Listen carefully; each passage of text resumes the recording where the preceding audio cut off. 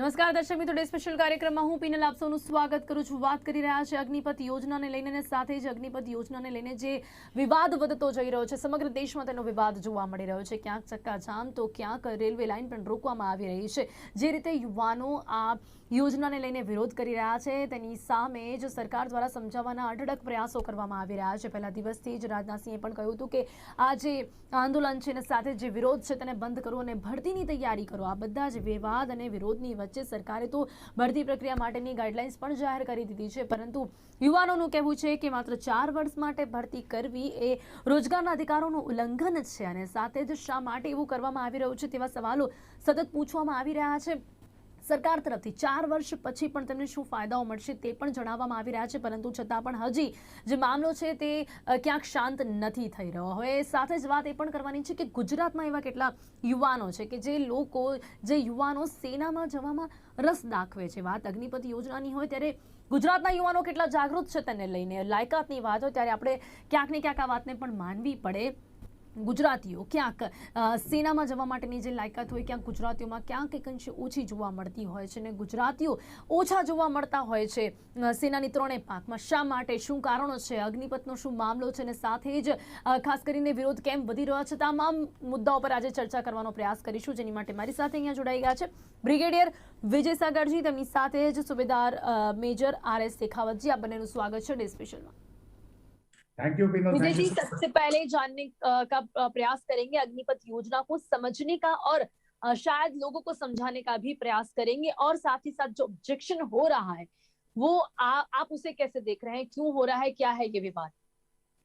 देखिए पीनल जी, मेरी पहली रिएक्शन जो है ये जो आर्सन वगैरह हो रहा है, जो धरना प्रदर्शन हो रहा है, प्रॉपर्टीज को जलाया जा रहा है, भारत बंद किया जा रहा है, ये हमारे को आर्मी में नहीं चाहिए।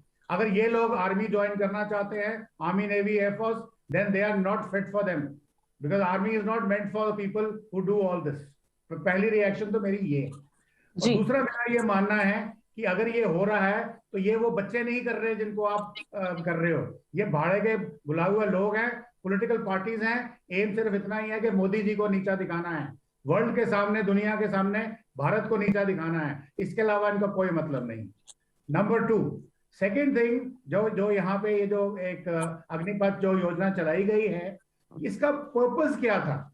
इवन कारगिल की लड़ाई के बाद जब हमारी कमेटी बैठी थी तो उसने भी रेकमेंड किया था कि आर्म फोर्सेस का जो एज प्रोफाइल है वो यंगर होना चाहिए, क्योंकि आपको ये जब पहाड़ियों में चढ़ना है, जो स्पेशली कॉम्बैट वाले, क्लोज कॉम्बैट वाले लोग हैं, उन्होंने डिफिकल्ट टेरेन में जाना है, उनको मानसिक एज वेल फिजिकल टेनेसिटी की बहुत जरूरत है।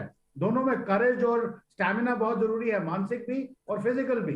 तो उसके लिए एज प्रोफाइल नीचा होना चाहिए, कमांडिंग ऑफिसर की एज कम होनी चाहिए, जवानों की एज यंगर होनी चाहिए, हमको यंगर प्रोफाइल चाहिए। और सेकंड जो मेजर प्रॉब्लम थी वो थी हमारी पेंशन्स, क्योंकि क्या हो रहा है कि जो जवान जो है या जो रिटायर हो रहे हैं, हर साल इतने लोग रिटायर हो रहे हैं कि पेंशन का बजट बढ़ता चला जा रहा है, जो हमारे डिफेंस बजट के अंदर से है, और उसकी वजह से जो हमारी कैपिटल एक्विजिशंस हैं, जो हमारी मॉडर्नाइजेशन है आर्म फोर्सेस की, वो नहीं हो पा रही। तो ये जो स्कीम चलाई गई है या जो भी प्रयास किया गया है, इसकी जो मंशा है वो बहुत ही नोबल है, इसमें कोई शक नहीं है।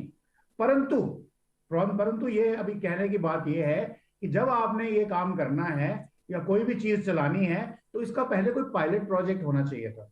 ठीक है, मैं मानता हूं कि डिस्कशन चल रही है, मैं भी पिछले काफी सालों से सुन रहा हूं डिस्कशन के बारे में, परंतु ये एक ब्यूरोक्रेटिक प्रॉब्लम नहीं है, ये नेशन की सिक्योरिटी की प्रॉब्लम है।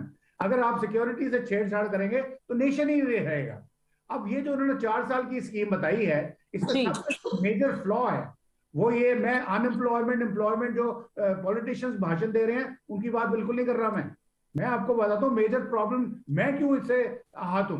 मैं इसलिए हूं कि मेरा जो जवान है, मेरा जो जेसीओ है, मेरा जो यंग ऑफिसर है, ये हम लोग कोई एक ऑर्गेनाइजेशन, कॉर्पोरेट के हिस्से नहीं है कि general manager, assistant manager, floor manager वगैरह अपना काम किया, 9 बजे घर गया। ये एक टीम है, एक परिवार है जो एक दूसरे के ऊपर विश्वास करता है, एक दूसरे के लिए एक रिस्पेक्ट रखता है। अब आप सोचते हो कि फौज में हुक्म होता है, हुक्म की वजह से जवान नहीं जाता। जवान को पता है कि अगर ये मेरा ऑफिसर मुझे हुक्म दे रहा है या मेरा जेसीओ हुक्म दे रहा है आगे जाने के लिए, वहां गोलियां चल रही हैं, बम बरस रहे हैं, इन्होंने मेरी सेफ्टी का पूरा ख्याल रखा हुआ है। और अगर मैं यहाँ गोलियों बमों से जूझ रहा हूँ, मेरी फैमिली बैक होम उसका पूरा ख्याल रखा हुआ है। Everybody is covered. मेरी कोई भी चीज को छोड़ा नहीं जा रहा। तो फिर कहता है अगर अगर देश मेरे को कर रहा है या मेरे सुपीरियर्स मेरे को कर रहे हैं तो मैं लड़ूंगा देश के लिए। तो ये एक भावना जो है ये 4 साल में नहीं लाई जा सकती।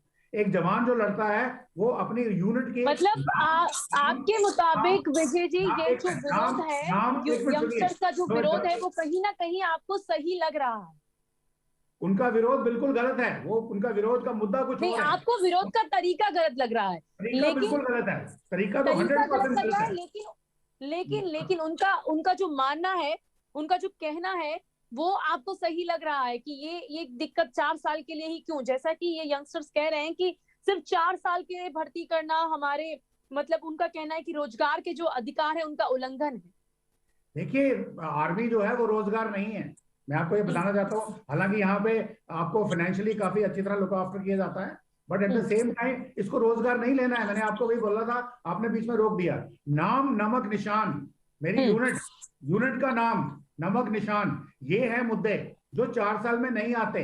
अब ये जो 4 साल के लिए आएंगे, इसमें से अगर आप उनको कैजुअल लीव एनुअल लीव भी देखें तो 3 ही साल बचते हैं। और वैसे ही हम बोलते हैं कि एक सोल्जर की जब ट्रेनिंग होती है, बार बार बोला जा रहा है 6 महीने में ट्रेन करेंगे, एक्चुअल सोल्जर की ट्रेनिंग होती है 3 इयर्स में। और जो मेरे जैसे टेक्निकल आर्म्स हैं उनकी उससे 7, 8, 9 इयर्स में। फिर उसके बाद उसकी ट्रेनिंग होनी है साइकोलॉजिकल ट्रेनिंग, कि वो एक यूनिट का हिस्सा है, एक नाम नमक निशान लेके चल रहा है। तो ये सब करने के लिए हमें कम से कम ज्यादा चाहिए था। और इम्प्लीमेंटेशन का तरीका जो बताया गया है वो बिल्कुल गलत है। जी, शेखावत जी भी हमारे साथ हैं। विजय जी, उनसे भी जानने का प्रयास करेंगे कि वो इस योजना के बारे में और इस विरोध के बारे में क्या सोचते हैं। जी विजय जी। जी शेखावत जी। सबसे पहले मैं सभी दर्शकगण को, ब्रिगेडियर साहब को और आपको जय हिंद बोलता हूं। जय हिंद, जय भारत। और आपके चैनल को धन्यवाद देता हूं कि मुझे मौका दिया बोलने के लिए। मैं थोड़ा हटकर बात करूंगा क्योंकि मैं एकेडमी भी चलाता हूं। आप जी आर्मी एकेडमी मेरी है बड़ोदरा में, और गुजरात की गूगल सर्च में नंबर 1 एकेडमी आती है। मुझे दुख इस बात का है कि ये मुझे एक सरप्राइज हुआ है कि लोगों ने, एकेडमी वालों ने ये फैलाया है आतंक, और एकेडमी वालों ने भ्रमित किया है। और दूसरा मुझे दुख इस बात का है कि जितने भी अभी पकड़े गए हैं उसमें एक भी आर्मी के बैकग्राउंड से एकेडमी संचालक नहीं है। वो लोग एक दिन भी सेना में नहीं गए हैं, उनको सेना के बारे में कुछ पता नहीं है। एकेडमी चलाते हैं, गारंटी देते हैं, लोगों के पैसे खा जाते हैं। और अभी ये जो स्कीम आई है 4 वर्ष की, इसमें इन लोगों को ये लग रहा है कि मेरे को फालतू पैसा कोई देगा ही नहीं, क्योंकि लोगों में अनसर्टेनिटी आएगी कि 4 साल के बाद तो मेरा कुछ होना नहीं है, मेरे को सेना नहीं रखेगी, तो वो उनके बरगलाने में नहीं आएंगे, एक कारण। दूसरा, ये जो हमारी भारत सरकार है ये बहुत लेट जागी है। मैं ये कहना चाहता हूं कि हमारे भारतीय सेना की जो बनावट है वो ब्रिटिशर्स ने बनाई थी, और ब्रिटिशर्स ने अपनी सुविधा के लिए बनाई थी। जो नाम नमक और निशान की बात होती है, क्या जरूरत है कि किसी को अपने कंधे पर जाट लिखना पड़े? क्या जरूरत है कोई अपने कंधे पर डोगरा लिखे? क्यों लिखेगा?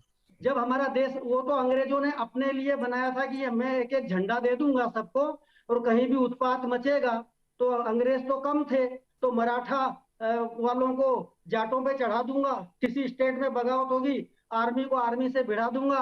आपने देखा होगा कि 1984 में सिखलाई रेजिमेंट ने बगावत की थी ब्लू स्टार ऑपरेशन में, तो कुमाऊं ने रोक दिया था उनको। ऐसी भावना है। तो अभी कल परसों एक बोल रहे थे अहीर रेजिमेंट खड़ी होनी चाहिए, कल तो हर आदमी बोलने लगेगा मेरे मेरे नाम की रेजिमेंट खड़ी होनी चाहिए। हमारे कंधे पर इंडियन आर्मी लाने के लिए ये योजना बिल्कुल दुरुस्त है। अगर इस योजना को सही ढंग से लाया गया तो 10 साल के अंदर हम रेजिमेंट को हटाकर, जैसे हमने आरआर बनाई थी राष्ट्रीय राइफल, उस तरह हम पूरी इंडियन आर्मी को एक तर्ज में डाल देंगे। हमें हमारा एक ही झंडा होना चाहिए, वो है एक आपसे इंडियन आर्मी का झंडा बनाइए और एक तिरंगा। जो दूसरे झंडे चल रहे हैं 500 500 400 बरस से, उनकी हमें कोई जरूरत नहीं। नंबर 1। नहीं शेखावत नंबर जी 2, आपका, जी जी जी शेखावत जी दूसरा, आपका, ये जो रिजिमेंटल जो सिस्टम चल रहा है स्पेशली इन्फेंट्री में, इसको इसको हटाने का ये एक जरिया बन सकता है। नंबर 1। नंबर 2, मैं सेना में हवलदार से भर्ती हुआ हूँ, आर्मी एजुकेशन कोर्स से, और मैं सिपाहियों में बहुत ज्यादा 30 साल निकाले हैं मैंने। सिपाही जब सेना में भर्ती होता है तो जोश जोश में भर्ती होता है। वो तेरी मिट्टी में मिल जावा, संदेशे आते हैं, संदेशे जाते हैं, गाना सुनकर वहां भर्ती होते हैं। और जब ट्रेनिंग चालू होती है ना, तो 70% बोल रहा हूं, वो बोलते हैं हम तो फंस गए यहाँ आके, हमें क्या पता था कि इतना प्रॉब्लम आएगा। अब जाएंगे कैसे? जाने नहीं देगी फौज। 15 साल का लिख के दिया है, 15 साल के बाद पहले आएंगे पेंशन नहीं मिलेगी, प्री मैच्योर की डिस्चार्ज की एप्लीकेशन डालते रहते हैं, और प्रमोशन नहीं लेते लोग, सिर्फ 15 साल का वेट करते हैं कि मैं पेंशन लेके निकल जाऊं, और ये 70% लोग होते हैं। मैं जब भर्ती हुआ था, मेरी क्लास में एजुकेशन हवलदार 40 थे। जब मैं रिटायर हुआ तो उस समय 10 बचे थे हम लोग, तो 4-5 तो ट्रेनिंग में ही निकल गए थे, जिनके घर में जी पैसा था। जी जी शेखावत जी अभी इतना समय थोड़ा हमारे पास कम है, तो यहाँ पर हम अग्निपथ योजना को लेकर जो विरोध देखने मिल रहा है, 4 साल की जो बात की विजय जी ने, जो यहाँ पर समझाने का प्रयास किया है कि क्या दिक्कतें आ सकती है, सिर्फ 4 साल में ये सब नहीं हो पाएगा ट्रेनिंग, उस पे आपका क्या मानना है? कोई दिक्कत नहीं आ सकती है, बहुत बढ़िया है। आज मैं आपको एक बात और बताता हूं कि ये 4 साल जो दिए हैं, अगर सपोज फॉर एग्जांपल 1 लाख भर्ती होती है इस साल, मैं लिख कर देता हूं, 5 साल के बाद हम फिर चैनल पे बैठेंगे, ये जो बोल रहे हैं कि 25% को रेगुलर करेंगे। मुझे तो ये डाउट है कि ये 1 लाख लोगों को जब लेंगे तो इनको 25% रखने के लिए मिलेंगे ही नहीं।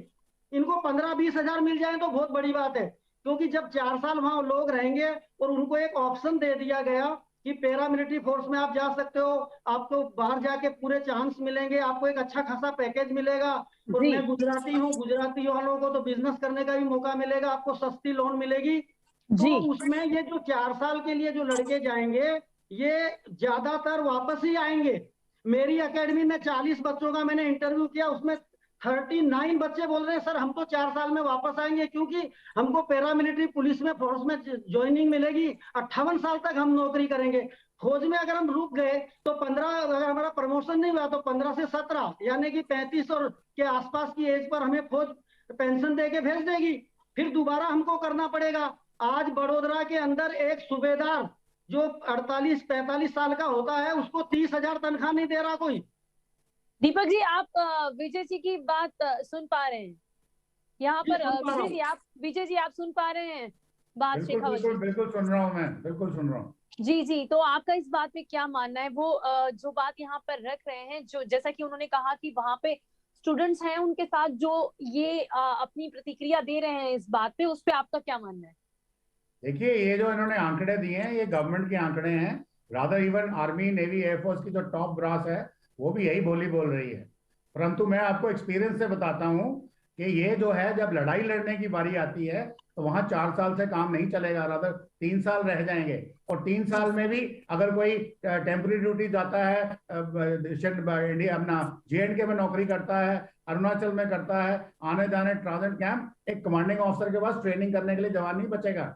और जैसा गलवान में आपने देखा, आपके निहत्थे जवानों ने चाइना के 100 जवान मारे, वो नहीं मार पाएंगे उस दिन। और जो कॉन्स्क्रिप्ट आर्मी का जो नहीं तो विजय जी, क्या गवर्नमेंट को ये इतनी सी बात समझ नहीं आ रही होगी? क्या सोच के उन्होंने ये वही योजना आपको बनाई होगी? और मैं इसी के आपको साथ बाद में जो फायदे भी दिए जा रहे हैं, और इतनी ट्रेनिंग, इस ट्रेनिंग में उन्हें लग रहा है कि ये चीज पॉसिबल है। 2 साल की कुछ मर्यादा भी बढ़ा दी गई है एज को लेके, काफी कुछ किया गया है इस योजना में, तो सरकार भी तो ये बात समझ रही होगी। टीनल जी, पहले पहले पहले let me finish my part of the story. उसके बाद ये सरकार में जो बातें हो रही हैं, वील एड्रेस देम आल्सो, क्योंकि मैं आपको जो बताने जा रहा हूं वो ज्यादा इंपॉर्टेंट है। बिकॉज आर्मी, नेवी, एयरफोर्स कोई एक एम्प्लॉयमेंट का जरिया नहीं है, कोई देश के पॉलिटिक्स को वोट लेने का जगह नहीं है कि आप ज्यादा लोगों को एम्प्लॉयमेंट दे दो, बोलो जी हमने अनएम्प्लॉयमेंट खत्म कर दी। नो, आप एक ऐसे कंट्री के नागरिक हैं जिसके 2 दुश्मन, चाइना और पाकिस्तान, और इंटरनल दुश्मन 2.5 फ्रंट वॉर इज ऑन। ये लगी हुई है। आपको वहां पे किस तरीके से अपने आप को बचाना है पहले, फिर उनके ऊपर हावी होना है और दुनिया में लेकिन उतारना है। विजय जी, वो दुख के 4 साथ कहना पड़ेगा, आपको थोड़ा इंटरप्ट करूंगी, लेकिन हमारे देश में तो रोजगारी का मुद्दा पॉलिटिक्स तक जाए उसमें बिल्कुल भी समय नहीं लगता है, आप जानते हैं, हमेशा ही। इसीलिए मैं बोल रहा हूं, मैं आपको उदाहरण देना चाहता हूं, जो आपके दर्शक हैं उनको बताना चाहता हूं कि देखिए कॉन्स्क्रिप्ट आर्मी का जो एक आपने एक मॉडल उठाया है अमेरिकन से, रशियन से, चाइनीज से।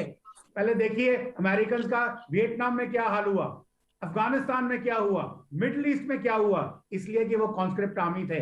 वेपन्स की कमी नहीं थी, पैसे की कमी नहीं थी। उसके बाद आप देखिए चाइनीज का गलवान में क्या हाल हुआ, सेम प्रॉब्लम। और अभी यूक्रेन का क्या होला, रशियन आर्मी इतना बड़ा कंट्री 3 महीने से ज्यादा हो गया, अभी यूक्रेन को वो कोई जीत नहीं पाया अभी तक। तो अगर वैसी सिचुएशन अगर आपको चाहिए, आपने J&K, अरुणाचल, उत्तर प्रदेश, ये जितने भी इलाके बॉर्डर वाले हैं ये आपने देने हैं। और इंडो चाइना में आपकी कोई नहीं चलनी है। अगर अपनी अपनी फौज को बिल्कुल निष्क्रिय करना है तो करिए इसको। और मैं बता रहा हूं, मैंने जो अपनी बात शुरू की थी, ये पर्पस 2 थे। मैंने बोला मंशा जो है वो बहुत ही नोबल है, परंतु उसको करने के तरीके हैं। आप मेरे से बात करिए, मैं आपको 1000 सजेशन दूंगा और उस सजेशन से आप प्रोग्राम बनाइए। और मेरे से बड़े लोग बोल रहे हैं, मेरे साथी बोल रहे हैं, सीनियर ऑफिसर्स बोल रहे हैं, ठीक है। बट जो आर्मी की सर्विंग टॉप ब्रास है, चीफ हैं या आर्मी कमांडर्स हैं, उनसे मत एक्सपेक्ट करिए इसको विरोध करने का, क्योंकि वो सर्विंग ऑफिसर्स गवर्नमेंट की किसी भी नीति का विरोध नहीं कर सकते। और ये नहीं, मैं नीति फिर से यही सवाल पूछूंगी विजय जी, लेकिन गवर्नमेंट की तरफ से तो इसे समझाने का प्रयास किया जा रहा होगा ना कि 4 साल में किस तरह से ट्रेनिंग दी जा सकती है, किस तरह से ये सक्सेस हो सकता है। पीनल जी, मैं इसीलिए बार बार बता रहा हूं कि 4 साल में आप अगर किसी बच्चे को भी अडॉप्ट करते हैं तो उसको अपना नहीं बना सकते। यहाँ पे जो क्वेश्चन है वो सिक्योरिटी का है, जो सिक्योरिटी ऑफ द कंट्री। अगर कंट्री भूखा भी मर रहा हो, एज लॉन्ग एज सिक्योरिटी। जी शेखावत जी आप सुन रहे हैं विजय जी क्या कह रहे हैं, 4 साल में पॉसिबल नहीं हो सकता है, इसीलिए इसका विरोध शायद से यंगस्टर्स कुछ और बात रख रहे हो, लेकिन यहाँ पर विजय जी का जो मानना है वो ये है कि ये देश की सुरक्षा की बात है। यहाँ 4 साल में किसी भी एक यंगस्टर्स में वो भावना भी शायद इतनी जल्दी नहीं आ पाती है जो एक समय के बाद आती है। मेरे एक बात समझ में नहीं आ रही है, मैंने कई चैनलों पे, मैं पूरे रात दिन जब से स्कीम शुरू हुई है मैं सारे चैनल पे बैठ रहा हूँ और स्टडी कर रहा हूँ। एक बात हमारे सीनियर अफसर क्यों नहीं समझ पा रहे, ये मेरे भी समझ में नहीं आ रहा है। वो ये बात है कि अभी हम लगभग 45,000 लड़के लेंगे इस साल। हमारे पास 12 लाख की आर्मी है, उसमें 45,000 को हम 4 साल तक ट्रेंड करेंगे, उसमें से 25% को हम रिटेन करेंगे, तो वो 25% रेगुलर आर्मी में जाएंगे, वो तो लगातार अपनी पूरी सर्विस करेंगे। ये बात है कि हमको एक, हमारे ऑफिसर्स को एक सुनहरा मौका मिला कि कोई गलती से या इनकेपेबल आदमी जो विल पावर सही नहीं है, वो आर्मी के लिए बढ़िया काम नहीं कर पा रहा है, उसकी इच्छा शक्ति नहीं है, वो ऐसे ही आ गया बरगलाने में, तो आपको मौका दिया गया कि आप अच्छे 25 विलिंग वर्कर रख लो, जिनको बहुत बढ़िया, जिनमें जज्बा है, आपने छांटो उनको, वो 25 आप ले लो, फिर अगेन आपको फिर उनमें से 25 लेना है, तो एक लॉट आपका एक्सपीरियंस्ड क्वालिफाइड हमारा जवान आगे बढ़ता चला जाएगा, वो प्रमोशन भी लेता रहेगा।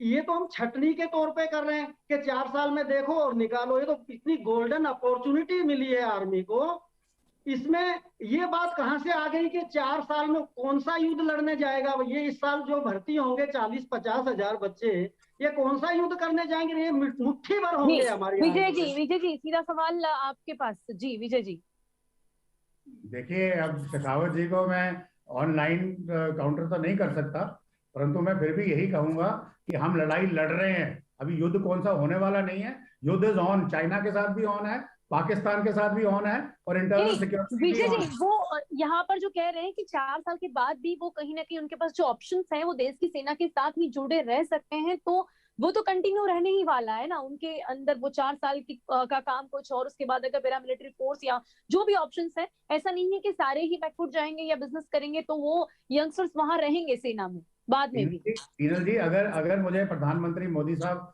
ये बोलते हैं, मैं रेकमेंड करूंगा 4 साल के 10 साल कर दीजिए, और उसके बाद जैसे पाकिस्तान आर्मी में होता है 100% साइड स्टेपिंग होती है। 100% जो आदमी साइड स्टेप करना चाहता है सिविल में, किसी सिविलियन डिपार्टमेंट में, पैरामिलिट्री फोर्स में, 100% साइड स्टेपिंग है।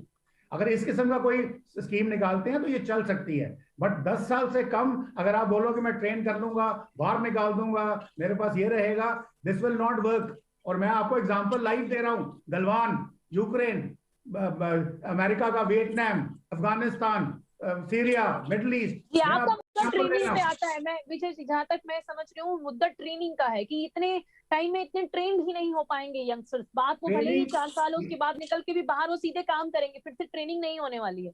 हीनल जी, ट्रेनिंग से ज्यादा है साइकोलॉजिकल कंडीशनिंग, नाम नमक निशान, कि मेरी यूनिट का नाम क्या है।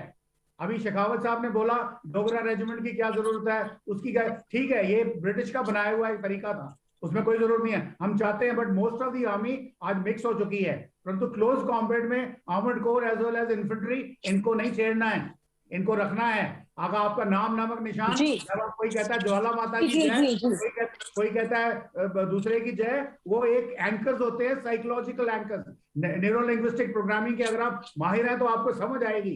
मतलब साइकोलॉजिकली भी वो जवान की 4 साल में नहीं होती इतने टाइम में। जी, समय थोड़ा सा कम है, लेकिन शेखावत जी, गुजरात के जो यंगस्टर्स है वो क्या सोचते हैं इस योजना को लेके? और इसी के साथ, जैसा कि आप एकेडमी चलाते हैं, तो गुजरात के तो काफी यंगस्टर्स आपके टच में भी होंगे, और तो उनका क्या कहना है? खास करके गुजरातियों का थोड़ा कम इंटरेस्ट देखने मिलता है सेना को लेके। क्या इसके रीजंस आपको लगते हैं शेखावत जी?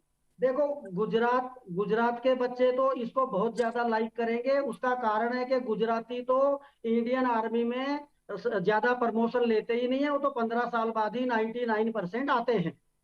वो तो अपनी पेंशन पका के आ जाते हैं। मैं साहब से नम्र अनुरोध कर रहा हूँ, साहब मेरी बात को थोड़ी गंभीरता से लीजिए कि 25% जो हम रिटेन कर रहे हैं, आप उन पर भरोसा कीजिए। और वो 25 हम छांट के ले रहे हैं, एकदम हमारे लाइक। और वो जो 75 निकाल रहे हैं, उसके बाद फिर अगेन 1 लाख लेंगे, फिर 25,000 लेंगे, तो ये पुराने होते जाएंगे।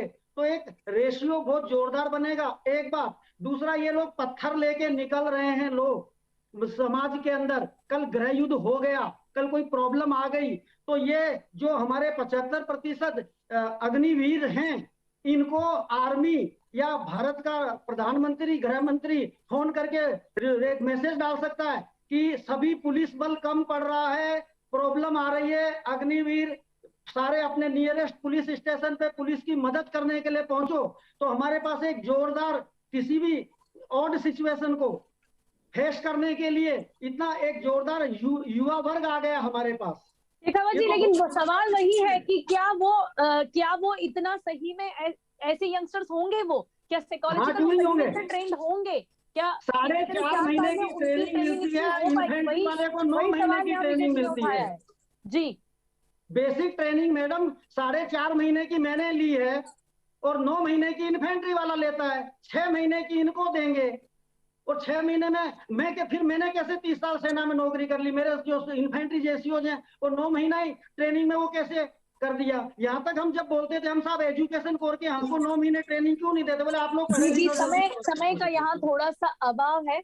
प्रयत्न करेंगे कि फिर से आप को यहाँ चर्चा में मैं बुला सकूं, लेकिन अभी फिलहाल तो जितना इस योजना को समझने का प्रयास किया है, कहीं ना कहीं जिस तरह से आप दोनों की। जी विजय जी, आप अंत में कुछ कहना चाहते हैं? एक लास्ट कमेंट आपको मैं बोलना चाहता हूँ। जी, अभी शेखावत जी ने बड़ा जोर शोर से, एजुकेशन जैसे हैं, इनका अच्छे वक्ता है और बड़े अच्छी डिबेट करते हैं, नो डाउट अबाउट इट। उन्होंने बोला प्रधानमंत्री का आह्वान होगा अगर गृह युद्ध हो गया, बिल्कुल सही बोला उन्होंने। परंतु अगर मैं बोलूंगा, ये आह्वान अगर प्रधानमंत्री की जगह से नहीं, ये अगर किसी एंटी नेशनल फोर्स वाले ने कर दिया, अब मैं नाम नहीं लेना चाहता किसी का यहाँ पे, या किसी चाइना ने जो ग्रे जोन वॉरफेयर है, या पाकिस्तान से जो हमारी ग्रे जोन वॉरफेयर है, डिसरप्टिव टेक्नोलॉजीज हैं, अगर उसने ये आह्वान कर दिया और ये ट्रेन मैन पर आके उन्होंने इनको वेपन्स दे दिए और ट्रेन मैन पर यूज कर लिया, तो आप क्या करेंगे? ये एक सवाल रखिए अपने माइंड में। तो जी, ऐसे काफी सारे सवाल हैं यहाँ पर, और शायद इसीलिए इस योजना का विरोध भी हो रहा है। और कहीं ना कहीं वो कहते हैं ना कि कहीं विरोध तो कहीं समर्थन ये देखने मिल रहा है। तो विरोध करने के लिए विरोध हो रहा है। इस योजना को समझने का प्रयास हर कोई करेगा, और शायद सरकार भी अपनी तरफ से कुछ परिवर्तन लाने का प्रयास करे। अभी समय यहाँ पर समाप्त हो रहा है। आप दोनों हमारे साथ जुड़े, उसके लिए आपका खूब खूब धन्यवाद। विजय जी, शेखावत जी, समय यहाँ समाप्त हो रहा है। Thank you so much. जय हिंद। તો ડે સ્પેશિયલ કાર્યક્રમમાં આજે અગ્નિપથ યોજના વિશે વાત કરવાનો પ્રયાસ કર્યો છે. ફરી ક્યારેક ગુજરાતમાં જે યુવાનો છે તે લોકોનું સેનામાં જોડાવાને લઈને કેમ એટલો રસ જોવા નથી મળતો તેના વિશે ચર્ચા કરીશું, કારણ કે આજે કદાચ અગ્નિપથ જે યોજના છે તેના વિશે જ ચર્ચા અહીંયા આગળ વધી છે અને તેના વિશે જાણવાનો પ્રયાસ કર્યો છે, શા માટે આ વિરોધ જોવા મળી રહ્યો છે. અને સાથે જ વધુ એક વાત જે અહીંયા જે રીતે વિજયજીએ મૂકવાનો પ્રયત્ન કર્યો છે કે 4 વર્ષમાં આ ઘણી એવી બાબતો છે કે જે પોસિબલ નથી, તેને લઈને પણ અહીંયા વિરોધ જોવા મળી રહ્યો છે. તો આગળ જોવાનું રહેશે કે સરકાર કોઈ પરિવર્તન લાવે છે કે પછી યુવાનો આ જે યોજના છે તેને સમજીને આગળ વધશે. ડે સ્પેશિયલ કાર્યક્રમમાં ત્યારે બસ આટલું જ. ફરીથી મળીશું એક નવા વિષયની સાથે. ત્યાં સુધી રજા આપશો. નમસ્કાર.